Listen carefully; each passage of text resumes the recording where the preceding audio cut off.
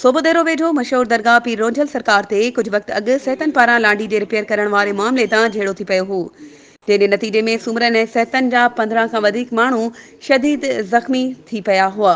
धुरियूं हिक ॿिए ख़िलाफ़ मोर्चाबंद थी वियूं हुयूं। तफ़सीलनि मूजिबि ॻोठ कमन धोबी ऐं ॻोठ मोहम्मद लाइक सेतो जी ॿिनि धुरियुनि में दरगाह पीर हाजी जंदाणी अलमारूफ पीर रोंझल सरकार ते सिहतन पारां लांडी रिपेयर करण दौरान थियल झेड़े जी तकरार जो निबेरो सैयद हसन अली शाह लखियारी ऐं संबवा जनरल सेक्रेटरी ज़िले खैरपुर डॉक्टर दिलदार अली मंगणे जो जनजी सरपंची में थी गुज़रियो,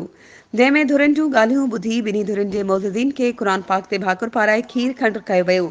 फ़ैसिले में ॿिन्ही धुरियुनि जा चङा मुड़स, जंहिंमें वॾेरो गुलाम हुसैन मंगणे जो वॾेरो मोहम्मद लाइक सहतो, अब्दुल सत्तार सहतो, बख्श अली सुमरो, मुमताज़ अली सुमरो, बरकत अली सुमरो, निसार अहमद सहतो, मोमिन अली सुमरो, गुलाम शब्बीर सहतो, गुलजार अली मंगणे जो कमन सुमरो, लियाकत अली सुमरो, तालिब हुसैन सहतो, सीनियर साफ़ी ज़वार महबूब अली सहतो समेत वॾे अंग में माण्हुनि शिरकत कई। वधीक ख़बरुनि ऐं अपडेट्स जे लाइ असांजे चैनल खे सब्सक्राइब कयो